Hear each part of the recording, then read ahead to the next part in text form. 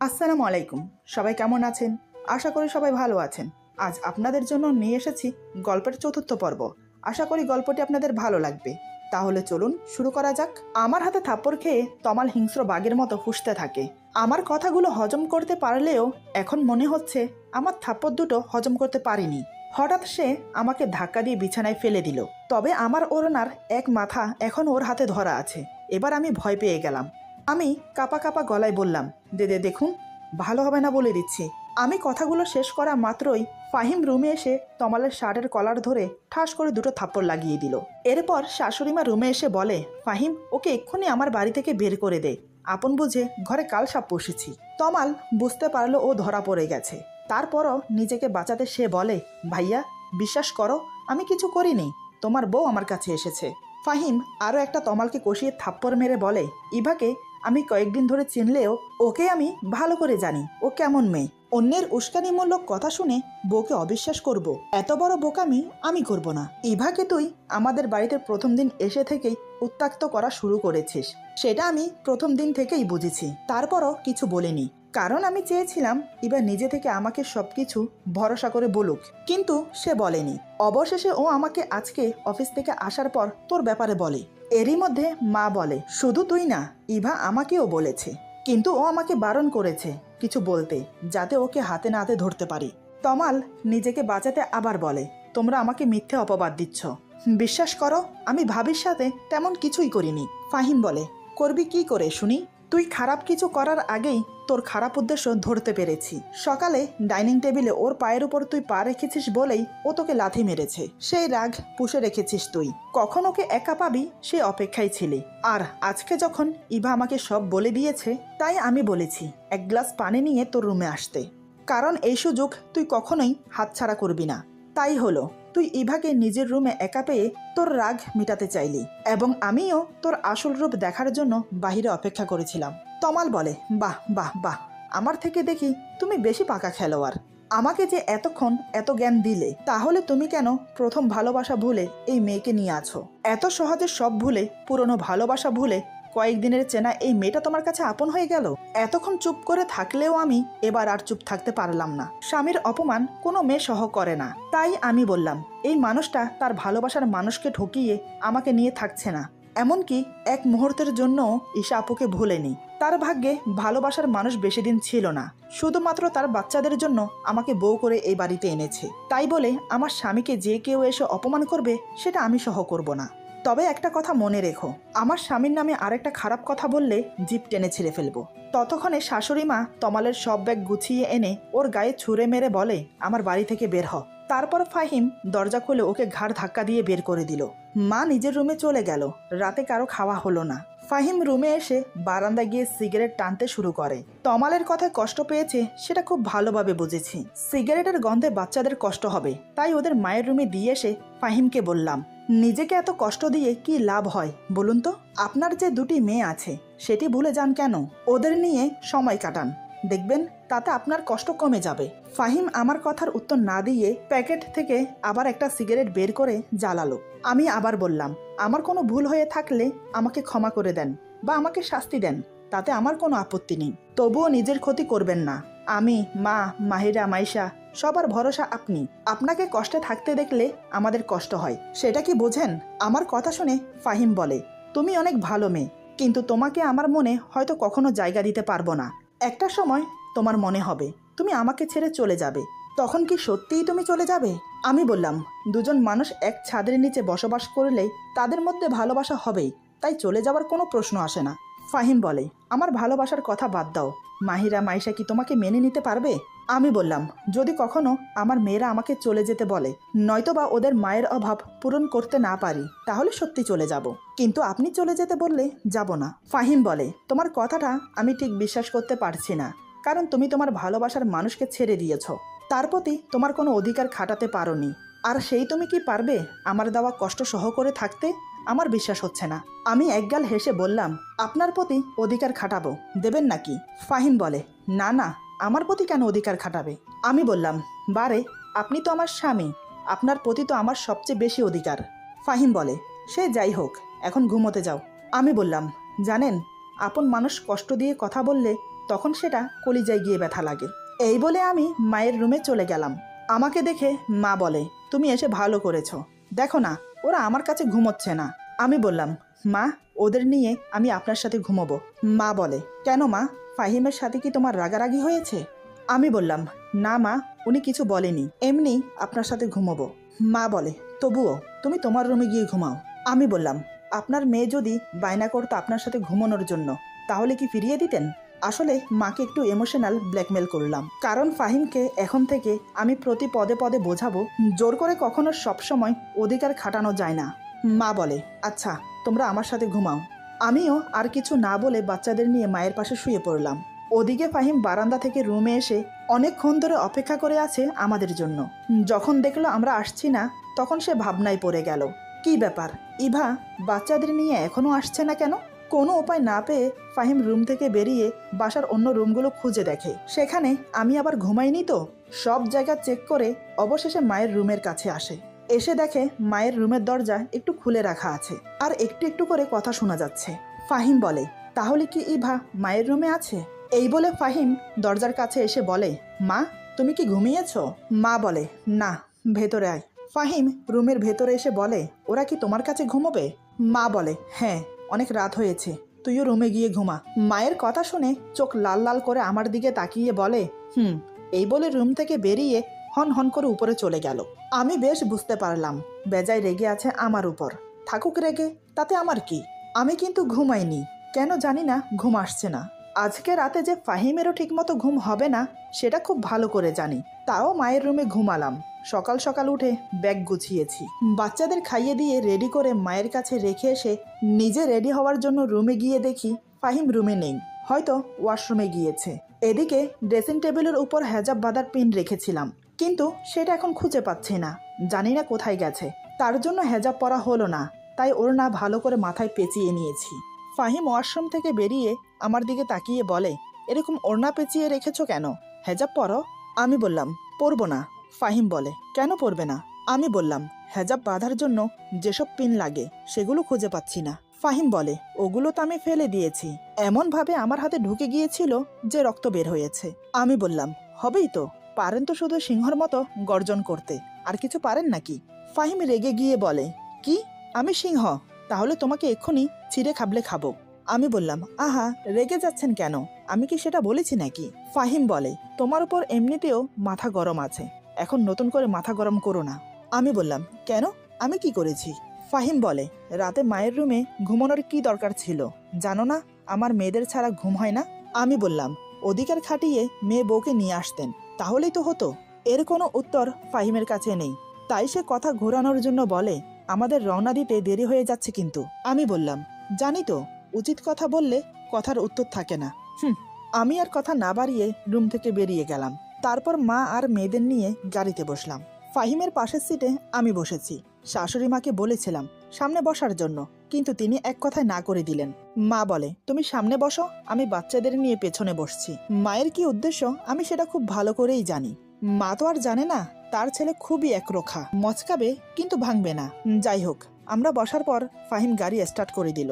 প্রায় আধা ঘন্টা পর আমরা সবাই আমাদের বাড়িতে পৌঁছালাম। এতদিন পর নিজের চিরচেনা বাড়িতে এসে এত বেশি ভালো লাগছে যে যা বলে বোঝাতে পারবো না। কিন্তু ভয় ছিল ফাহিমকে নিয়ে, সে যদি নিজের বাড়ির মতো সেরকম আচরণ আমার সাথে এখানে করে তাহলে আমার মান সম্মান থাকবে না। ভেবেছিলাম আড়ালে নিয়ে গিয়ে বলবো, যাতে আমার মা বাবা বুঝতে না পারে তার সাথে আমার সম্পর্ক ভালো নেই, কিন্তু সেই সুযোগটা পেলামই না। তবে আমাকে অবাক করে দিয়ে ফাহিম সবার সাথে মানিয়ে নিয়েছে, কেউ বলতেই পারবে না তার সাথে আমার স্বামী স্ত্রীর সম্পর্ক নেই। মনে মনে খুব খুশি হলাম ওনার আচরণ দেখে, অন্তত আমার সম্মানটুকু রেখেছে। এদিকে আমি ব্যস্ত আমার বাচ্চাদের নিয়ে, তবে আমার মা বাবা আমাকে দেখে বেজায় অবাক। বিয়ের আগে আমি ছিলাম বাচ্চা, আমাকে সামালতে আমার মায়ের ঘাম ছুটে যেত। প্রতিদিন আমার বাবার কাছে গাদা গাদা নালিশ আমার নামে, তোমার মেয়ে এটা করেনি, তোমার মেয়ে ওইটা করেনি, তোমার মেয়ে এটা খাচ্ছে না, তোমার মেয়ে আমার কথা শুনছে না, আরো কত কি। আর এখন সেই বাচ্চা মেয়ে পুরো সংসারের সাথে দুটো মেয়েও সামালছে, তাও আবার নিজের মেয়ে না। আমি কিভাবে কি করছি বাচ্চাদের নিয়ে, তাই তারা দেখছে অবাক হয়ে। এই বিয়েতে প্রথমে মা বাবা আফসোস করলেও এখন তারা মনে মনে খুব খুশি। ফাহিমের মতো মেয়ের জামাই পেয়ে তারা যেন আকাশের চাঁদ হাতে পেয়েছে। বাড়িতে সারাক্ষণ গোমরা মুখে থাকলেও এখানে কিন্তু সেটা আর করছে না। সবার সাথে কিভাবে তালে তাল মিলিয়ে হাসি খুশিতে মেতে উঠেছে লোকটা। আমি তো চাই সবসময় উনি এভাবে হাসি খুশি থাকুক। যাই হোক, আমরা এসেছি শুনে ফুপি এসেছে, তাও খুব খুশির খবর নিয়ে। আমার ফুফাতো বোন তানিয়ার বিয়ে। ভালোই হলো, বাবার বাড়িতে ঘুরতে এসে ফুফাতো বোনের বিয়েটাও খাওয়া যাবে। এই বাড়িতে আসার পর থেকে সারাদিন সবার সাথে ছিলাম, তাই ফাহিমের সাথে আমার কোনো কথা হয়নি। সন্ধ্যার দিকে নিজের রুমে এসে দেখি ফাহিম শুয়ে শুয়ে ফোনে গেম খেলছে। আমাকে দেখা মাত্র বলে, তোমার ফুফাতো বোনের বিয়ে বলে কথা, তোমার শপিং করতে হবে না? আমি বললাম, হ্যাঁ শপিং তো করতেই হবে, কিন্তু আপনার টাকায় না। আমার কথাটা মনে হয় ওনার ইগোতে গিয়ে লাগলো। ফাহিম বলে, তোমার খুব বেশি জিদ, তাই না? কথাটা বলার সাথে সাথে হঠাৎ আমাকে টেনে ধাক্কা দিয়ে বিছানার উপর ফেলে দিল। সত্যি বলতে এমন কিছু করবে আমি ভাবতে পারিনি, কিন্তু উনি আমাকে ধাক্কা মেরে ফেলে দমে যাননি, এক পা দু পা করে আমার দিকে এগোতে থাকে। এবার আমি ঘাবড়ে যাই, আসলে ওনার উদ্দেশ্য কি? আমি পেছোতে পেছোতে বললাম, আমার কাছে এগোবেন না, ভালো হবে না বলে দিচ্ছি। আপনি আমার স্বামী হলেও আপনার কোনো অধিকার নেই আমার প্রতি জোর খাটানোর, কারণ আপনি নিজেই আমাকে স্ত্রীর অধিকার দেননি। কথাগুলো বলতে বলতে কিছুটা পিছিয়ে গিয়েছিলাম, কিন্তু কোনো লাভ হলো না। ফাহিম আমার পা ধরে হ্যাঁচকা টান দিয়ে ওর সামনে নিয়ে আসে। আমি কিছু বুঝে ওঠার আগেই হঠাৎ এক হাতে আমার কোমর শক্ত করে চেপে ধরে, অন্য হাতের আঙ্গুলগুলো আমার চুলের খোপার মাঝে গলিয়ে শক্ত করে চেপে ধরে। আমার শরীরে বিদ্যুৎ চমকানোর মতো শিহরণ খেলে গেল। আমি এখন ওনার বাহু বন্ধনে বন্দী। ফাহিম চোখ বন্ধ করে আমার নাকের সাথে নাক ঘেঁষে চলেছে। ধীরে ধীরে হাতের বাঁধন আর শক্ত হতে লাগলো। আমিও আস্তে আস্তে ওনার বুকের সাথে মিশে যাচ্ছি। সে এক অন্যরকম অনুভূতি। ওই অবস্থা থেকেই ফাহিম বলে, তোমাকে কি আমি বারণ করেছি যে আমার প্রতি অধিকার খাটাতে পারবে না? ওনার কথা শুনে এক ঝটকায় নিজেকে ছাড়িয়ে নিলাম। তারপর রুমের দরজা বন্ধ করে দিয়ে ফাহিমের শার্টের কলার ধরে দেয়ালের সাথে মিশিয়ে বললাম, বাসর রাতে আপনি যে কথাগুলো বলেছেন আমি সেগুলো ভুলে যাইনি, তবুও এখন যখন বলছেন অধিকার খাটাতে, তাহলে হয়ে যাক। হঠাৎ আমার এমন পরিবর্তন দেখে ফাহিম কিছুটা থতমত খেয়ে যায়। ফাহিম আমতা আমতা করে বলে, মামা মানে কি? আমাকে ছাড়ো তো। আমি বললাম, কেন ছাড়বো? আপনিই তো বলেছেন অধিকার খাটাতে, তাই তো আমার অধিকার আমি বুঝে নিচ্ছি। ফাহিম বলে, না না, আমি তো এমনি বলেছি, দেখতে চেয়েছি তোমার সাহস আছে কিনা। আমি বললাম, ও তাই বুঝি? ওকে কোনো কথা বলতে না দিয়ে আমার হাত দিয়ে ওর চোখ চেপে ধরে ওর পায়ের উপর আমার পা রেখে গালের সাথে গাল লাগিয়ে বললাম, স্বামী স্ত্রীর মধুর সম্পর্কে কোনো বাধাই আর থাকবে না। ফাহিম বলে, ইভা তুমি এসব কি করছো? মাথা ঠিক আছে? আমি বললাম, না গো, আপনার প্রেমে ডুবে আছি। ফাহিম চোখ বন্ধ করতেই মনে পড়ে গেল ঈশা আপুর কথা, তাই সে আমাকে এক ধাক্কা মেরে সরিয়ে দিল। আমি ছিটকে গিয়ে ড্রেসিং টেবিলের সামনে গিয়ে পড়ি। নিজেকে কোনোভাবে সামলে সোজা হয়ে দাঁড়াই। ফাহিম রাগে গজগজ করতে করতে বলে, বাপের বাড়িতে এসেছো বলে কি যা ইচ্ছে হয় তাই করবে নাকি? নিজেকে কি মনে করো? তুমি আমার উপর ঢলে পড়লে আমি নিজেকে কন্ট্রোল করতে পারবো না, আর সেই সুযোগটা কাজে লাগিয়ে তুমি আমার প্রতি স্বামীর অধিকার খাটাবে কি, তাই তো? উনার কথা শুনে এবার আমার রাগটা মাথায় চড়ে বসলো। উনাকে আর কথা বলতে না দিয়ে আমি বললাম, ব্যাস থামুন। আপনি কি মনে করেছেন আপনার প্রেমে হাবুডুবো খাচ্ছি আমি? আপনাকে ভালোবাসা আমার পক্ষেও কখনো সম্ভব না। শুধুমাত্র আপনি বললেন যে অধিকার খাটাতে, তাই এসব করেছি। কিন্তু দেখলেন তো, যে অধিকার দেয় না তার প্রতি অধিকার খাটাতে গেলে উল্টো আঘাত পেতে হয়। তাই আপনাকে আমিও বলে রাখি, আমার প্রতি কোনো অধিকার খাটাবেন না। আমার কথাগুলো শুনে ফাহিম প্রচুর রেগে যায়। এখন যদি ওদের বাড়িতে এমনটা হতো, হয়তো এতক্ষণে কানের নিচে একটা লাগিয়ে দিত। আমার বাবার বাড়ি বলে বেঁচে গিয়েছে। ফাহিম আর দাঁড়ালো না, দরজায় একটা লাথি মেরে বাহিরে চলে গেল। আমিও নিজেকে স্বাভাবিক করে সবার সাথে গল্প করতে লাগলাম, যদিও তখন ফাহিম বাসায় ছিল না। এদিকে শাশুড়ি মা সারাদিন মাহির আর মাইশাকে তার কাছে রেখেছে, কিন্তু রাতে ওদের ছাড়া আমার ঘুম আসবে না। তাই আমি মায়ের রুমে গিয়ে দেখি ওরা দুজন কান্না করছে। আমি সাথে সাথে ওদের কোলে নিয়ে দেখি গা হালকা গরম, মনে হয় জ্বর আসছে। আমি চিন্তিত মুখ নিয়ে মায়ের দিকে তাকিয়ে বললাম, মা ওদের গা তো গরম, মনে হয় জ্বর আসছে। মা বলে, হ্যাঁ তাই তো দেখলাম, তোমাকে বলবো বলে ভেবেছিলাম, কিন্তু তুমি সবার সাথে ছিলে তাই আর বলা হয়নি। আমি বললাম, মা আপনি এটা একদম ঠিক করেননি, আমার মেয়েরা আমার কাছে সবার আগে। আমার কথা শুনে মা বলে, তোমার যে পরিস্থিতিতে বিয়ে হয়েছে সেখানে তুমি বাচ্চাদের নিয়ে এত ভাবো? আমি বললাম, আমি ওদের মা, এটাই বড় সত্যি, আর কিছু না। মা বলে, আমার ভুল হয়ে গেছে, তুমি ওদের নিয়ে বসো, আমি গিয়ে ফাহিমকে বলি ওষুধ নিয়ে আসতে। মা গিয়ে ফাহিমকে বলল ওষুধ নিয়ে আসতে, কিন্তু এত রাতে ফার্মেসি বন্ধ, তাই ওষুধ আনতে পারিনি। এদিকে বাচ্চাদের বিছানায় শুয়ে দিলেই কান্না করে।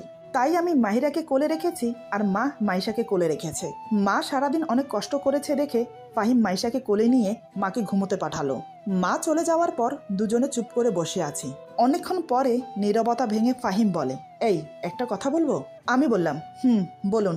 ফাহিম বলে, আসলে সন্ধ্যার সময়ের ঘটনাটা। আমি ওনাকে থামিয়ে দিয়ে বললাম, ওসব নিয়ে কিছু শুনতে চাই না। ফাহিম বলে, রাগ করেছো তাই না? আমি বললাম, রাগ করব কেন? আপনার সাথে কি আমার রাগ অভিমানের সম্পর্ক নাকি? ফাহিম বলে, সরি। আমি বললাম, সরি বলার দরকার নেই। ফাহিম বলে, তুমি তো জানো প্রথম ভালোবাসা ভুলে যাওয়া সম্ভব না, আবার যদি সে অকালে চলে যায় তাহলে বোঝো কতটা কষ্ট পেতে হয়। আমি বললাম, বুঝেছি।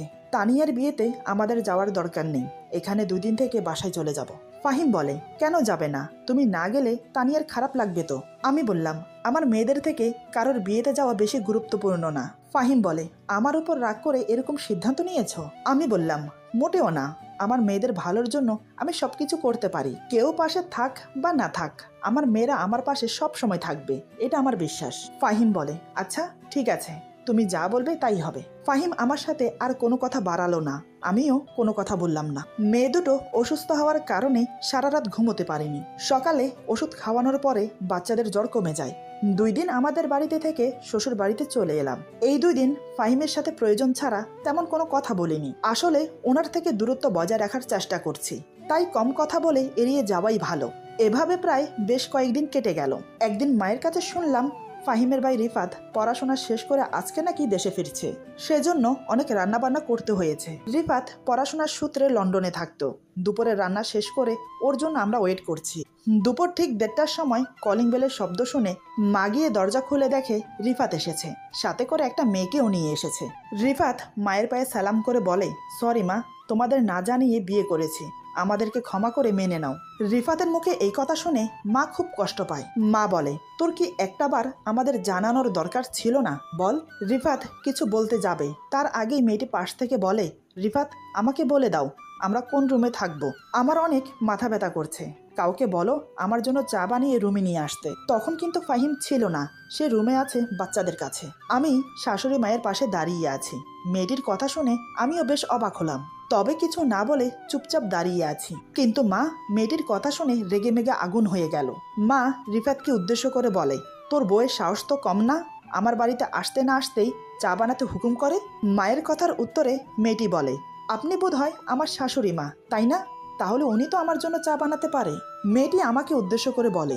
ওর কথা শুনে আমি আরো বেশি অবাক হলাম। দেবরের বউ প্রথম দিন শ্বশুর বাড়িতে এসে আমাকে হুকুম করলো তার জন্য চা বানিয়ে তার রুমে দিয়ে আসতে। তবে আমি কিছু বলতে পারিনি, কারণ আমার স্বামীর প্রতি আমার কোনো অধিকার নেই। সেখানে তাদের বাড়ির কারোর সাথে জোর গলায় কথা বলা আমার জন্য মানায় না। এদিকে শাশুড়ি মা রেগে আছে, কারণ রিফাত কাউকে কিছু না জানিয়ে বিয়ে করেছে। ফাহিমও ভেবেছিল ছোট ভাইয়ের বিয়ে ধুমধাম করে দেবে, সেটা হয়নি বলে মায়ের মন খারাপ লাগছে। এদিকে আবার রিফাতের বউয়ের প্রথম দিনের আচার আচরণ শুনে রেগে আছে, কিন্তু আমার নেই কোনো রাগ, নেই কোনো অধিকার। তাই চা বানিয়ে নিয়ে রিফাতের রুমের দরজায় নক করতেই ওর বউ দরজা খুলে চায়ের কাপ হাতে নিয়ে দরজা লাগিয়ে দিল আমার মুখের উপর। মনে মনে খুব কষ্ট পেলাম, কিন্তু কিছু বললাম না। বাচ্চাদের জন্য দুধ গরম করে রুমে নিয়ে গেলাম। ফাহিম ঘুমোচ্ছে, সাথে বাচ্চারাও ঘুমোচ্ছে। দুপুরে এখনো পর্যন্ত কারো খাওয়া হয়নি, তাই আমি ফাহিমকে ডাক দিলাম, এই যে শুনছেন, উঠে পড়ুন, দুপুর হয়ে গেছে, খাবেন না? ফাহিম বলে, আমি ঘুমোচ্ছি না, সব শুনছি। আমি বললাম, তাহলে উঠে পড়ুন। ফাহিম বলে, মা কি খেয়েছে? আমি বললাম, না, রুমের দরজা বন্ধ করে রেখেছে। ফাহিম বলে, রিফাত হঠাৎ করে বিয়ে করেছে, এটা মা মেনে নিতে পারেনি। আমি বললাম, কিন্তু এখন তো বিয়ে হয়ে গেছে, তাহলে মেনে না নেওয়ার কোনো কারণ নেই, ওরা সুখে থাকলে আর কি চাই। ফাহিম বলে, হ্যাঁ তুমি ঠিকই বলেছ, মাকে একটু বোঝাতে হবে। আমি বললাম, আপনি গিয়ে মায়ের সাথে কথা বলুন। ফাহিম বলে, হ্যাঁ যাচ্ছি, তুমি বরং টেবিলে খাবার দাও। এই বলে ফাহিম মায়ের সাথে কথা বলতে গেল। আমিও আমার মেয়েদের খাইয়ে দিচ্ছি। আমার মেয়েরা এত লক্ষ্মী যে খাওয়ার সময় আমাকে জ্বালায় না, ঘুমন্ত অবস্থায়ও খেয়ে নেয়। ফাহিম মাকে বুঝিয়ে শুনিয়ে খেতে নিয়ে এসেছে। রিফাত প্লেটে খাবার বেড়ে রুমে নিয়ে যাচ্ছে দেখে মা বলে, এ কি, তুই রুমে খাবার নিয়ে যাচ্ছিস কেন? আমাদের সাথে বসে খা, আর তোর বউকে ডেকে নিয়ে আয়। রিফাত বলে, মা ও সবার সামনে বসে খেতে কমফোর্টেবল ফিল করবে না, তাই রুমে খাবার নিয়ে যাচ্ছি। মা বলে, তোর বউকে খাবার খেতে হলে আমাদের সাথে বসে খেতে হবে, কথাটা তাকে বুঝিয়ে দিস। রিফাত আর কোনো কথা না বলে চলে গেল। ফাহিম মাকে বলে, মা তুমি ওদের বিয়েটা মেনে নাও, এখন আর রাগ করে থেকো না, মা বলে, আমার রাগ হচ্ছে ওর বউয়ের চালচলন আর কথাবার্তা দেখে। আজকে এসেই ইভাকে চা বানানোর জন্য বলে। তাহলে ভাবতে পারিস মেয়েটা কেমন? ফাহিম বলে, থাক না মা, সবাই এক হয় না। মা বলে, আমি ভালোর সঙ্গে ভালো, খারাপের সঙ্গে খারাপ। তাতে যদি এই বাড়ি ছেড়ে চলে যায় তাহলে চলে যাক। আমাদের কথার মাঝেই রিফাতের বউ একটা টি শার্ট আর প্যান্ট পরে এসেছে। মা চেয়ারে বসা থেকে উঠে দাঁড়িয়ে বলে, এই মেয়ে, তুমি এসব কি পরেছ? শাশুড়ি ভাসুরের সামনে এসব পরে কেউ আসে? মেয়েটি বলে, এক্সকিউজ, আমার নাম রিনি। এই মেয়ে, এটা আবার কোন ধরনের কথা? আর শুনুন, আমি বিদেশে থেকেছি, তাদের কালচারের সাথে আমি অভ্যস্ত। মা বলে, আমার বাড়িতে কিন্তু এসব চলবে না, ভদ্রভাবে থাকতে হবে। এই যে আমার বড় বউকে দেখছো, তার মতো করে। মা আমাকে দেখিয়ে কথাটা বলে। রিনি বলে, আমি কেন ওনার মতো হব? উনি একজন বিবাহিত পুরুষকে বিয়ে করেছে, আমি তো তা করিনি। কারো সঙ্গে আমার তুলনা করবেন না। আর হ্যাঁ রিফাত, তোমাকে না বলেছি আমার খাবার আমার রুমে দিয়ে এসো? এই বলে রিনি রুমে চলে গেল। ওর পেছন পেছন রিফাতও চলে গেল। মা খাওয়া ছেড়ে উঠে নিজের রুমে গেল। আজকে কারো খাওয়া হবে না, বুঝে গেছি। ফাহিমও আদা খাওয়াতে হাত ধুয়ে উঠে গেল। তাই আমিও সবকিছু গুছিয়ে পরিষ্কার করে এক কাপ চা বানিয়ে নিয়ে বারান্দায় গিয়ে বসি। যখন আমার মন মেজাজ খারাপ হয় তখন একটু চা খেলে শান্তি লাগে। এদিকে আমি চায়ের কাপে চুমুক দিতেই ফাহিম এসে বলে, ভর দুপুরে চা না খেয়ে ভাত খেলে তো পারো। আমি বললাম, না, খিদে নেই। হঠাৎ ফাহিম আমাকে বলে, তুমি এত সাদাসিধে কি শুধু বিবাহিত পুরুষকে বিয়ে করেছো বলে তাই, নাকি আগে থেকে এমন ছিলে? আমি বললাম, কোথাও কি লেখা আছে বিবাহিত পুরুষকে বিয়ে করলে সাদাসিধে থাকতে হবে? ফাহিম বলে, না কিন্তু। আমি বললাম, কিন্তু কি? আপনি তো মহাঝামেলার মানুষ। আমি কি আপনাকে বলেছি আমি সাদাসিধে থাকতে পছন্দ করি? আপনাকে বিয়ে করেছি বলে এমন সাধারণ থাকি? একটা কথা শুনে রাখুন, আমি কাউকে দেখানোর জন্য সাজি না। মন চাইলে সাজবো, নয়তো না। কেউ আমাকে ভালোবাসলে আমার সাদামাটা রং দেখে ভালোবাসবে, উজ্জ্বল রং দেখে না। সবাইকে আমার মতো ভাববেন না। আমি এমন কেউ না যে আমার সঙ্গে কাউকে তুলনা করে ভাই ভাইয়ের সম্পর্ক নষ্ট করবে বা মা ছেলের সম্পর্ক নষ্ট হবে। আমাকে নিয়ে যে যাই বলুক, আমি কিছু মনে করি না। আমাকে এমন রেগে যেতে দেখে ফাহিম বলে, তুমি এত রেগে যাচ্ছ কেন? তোমাকে খারাপ কিছু বলিনি তো। আমি বললাম, কেন? আমার রাগ করার কি কোনো কারণ থাকতে পারে না? বলুন। ফাহিম বলে, শান্ত হয়ে বলো কি হয়েছে। আমি বললাম, কিছু হয়নি, আমাকে একটু একা থাকতে দিন। ফাহিম বলে, তুমি না বললেও আমি একটু হলেও বুঝেছি তুমি কেন রেগে আছো। রিনির কথায় খারাপ লেগেছে কি, তাই না? আমি বললাম, না। ফাহিম বলে, তাহলে কি আমি প্রতিবাদ করিনি বলে তাই রেগে আছো? আমি বললাম, না। ফাহিম বলে, একদম মিথ্যে বলবে না, আমি জানি এর জন্যই তোমার খারাপ লেগেছে। আমি বললাম, কি আজব তো, আমার ভালো লাগুক বা খারাপ লাগুক তাতে আপনার কি? আমি কি আপনার আপনজন নাকি? আমার এমন কথা শুনে ফাহিম আমার দিকে কিছুক্ষণ তাকিয়ে রইল। আমার অসহায় মুখটা দেখে ওর খুব মায়া হচ্ছে। ফাহিম আমাকে কিছু না বলে আমার হাত ধরে রুমে নিয়ে গিয়ে মেয়েদের সামনে দাঁড় করায়। তারপর আমার দু হাত শক্ত করে ধরে বলে, আমার দিকে তাকাও। জানি না আমার কি হয়ে গেল। ওনার কথা মতো ওনার চোখে চোখ রাখলাম। আমার চোখের দিকে তাকিয়ে ফাহিম বলে, আমার দুই মেয়ের মা তুমি। তোমাকে নিয়ে কিন্তু আমার সামনের দিনগুলো চলতে হবে। আমার সব বিপদে তুমি পাশে থাকবে। তুমি কিন্তু আমার অর্ধাঙ্গিনী, এটা ভুলে যেও না। ফাহিমের কথাগুলো শুনে নিজের অজান্তেই ওনাকে জড়িয়ে ধরি। ফাহিম মুচকি হেসে মেয়েদেরকে উদ্দেশ্য করে বলে, মাহিরা, মাইশা, দেখেছ তোমাদের মা কতটা হিংসুটে? তোমাদেরকে বুকে আগলে ধরি বলে তোমাদের মাও ভাগ বসিয়েছে। ফাহিমের কথা শুনে খুব লজ্জা পেলাম। এটা আমি কি করছি? সম্বিত ফিরে পেতেই তাকে ছেড়ে দিয়ে রুম থেকে বেরিয়ে গেলাম। সন্ধ্যায় রান্নাঘরে নুডলস রান্না করছিলাম। তখন রিনি এসে বলে, আমার জন্য ব্ল্যাক কফি বানিয়ে দাও। আমি বললাম, নুডলস রান্না করা শেষ হলে তোমার জন্য ব্ল্যাক কফি বানিয়ে দেব। আমার মুখে এই কথা শুনে হঠাৎ রিনি যা বলল তা শুনে আমার পায়ের নিচের মাটি সরে গেল। এমন কিছুও যে শুনতে হবে ভাবতে পারিনি। আমি থ হয়ে দাঁড়িয়ে রইলাম। এরপর যা হলো। আজকের গল্প এখানে সমাপ্ত। গল্পের বাকি অংশ পেয়ে যাবেন আগামী পর্বে। সবাই ভালো থাকবেন, সুস্থ থাকবেন। আল্লাহ হাফিজ।